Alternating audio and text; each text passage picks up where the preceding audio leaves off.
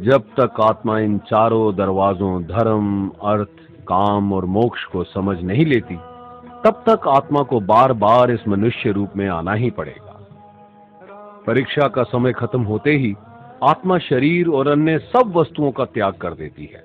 जो भी संसार में रहकर बनाया वो अब किसी और का होगा और आत्मा अपने कर्मों के फैसले के लिए चली जाती है। आत्मा के अच्छे बुरे कर्मों का हिसाब होता है। अपने अच्छे कर्मों के लिए आत्मा कुछ वक्त के लिए स्वर्ग और दुष्कर्मों के लिए नरक पे चले जाती है। नरक में आत्मा को अपने पापों के अनुकूल सजाएं मिलती हैं, पर सजा खत्म होने के बाद आत्मा को फिर से एक नया शरीर और नया दिमाग मिलता है इस परीक्षा में फिर से बैठने के लिए। और हर परीक्षा में वही सब फिर दोहराया जाएगा, जिंदगी के 4 स्तंभ धर्म, अर्थ, काम और मोक्ष को समझने के लिए।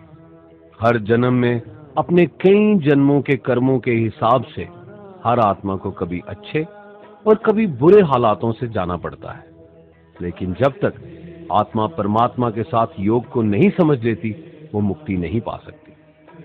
भगवत गीता समझाती है कि मनुष्य अपने शरीर, दिमाग या दिल से भगवान को पा सकता है।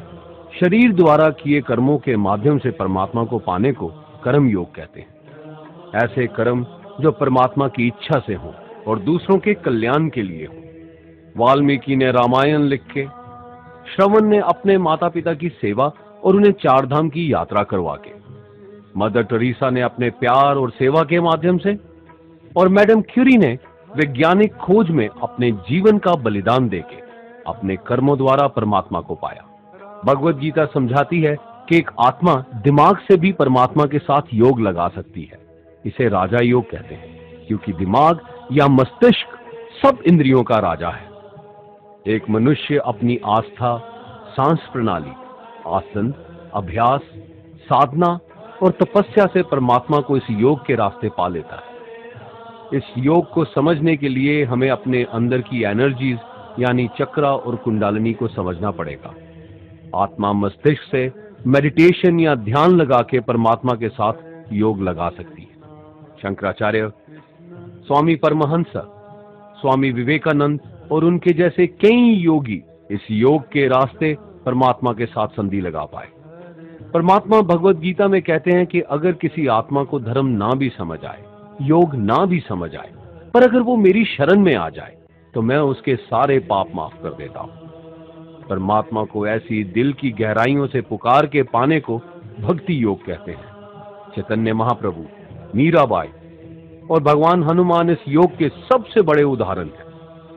लेकिन कभी आत्मा अपने होने का मूल कारण भूल के धर्म का उल्लंघन करे या पाप के रास्ते पे निकल जाए, तो उसे ठीक करने के लिए परमात्मा खुद किसी रूप में पृथ्वी पे जन्म लेते हैं।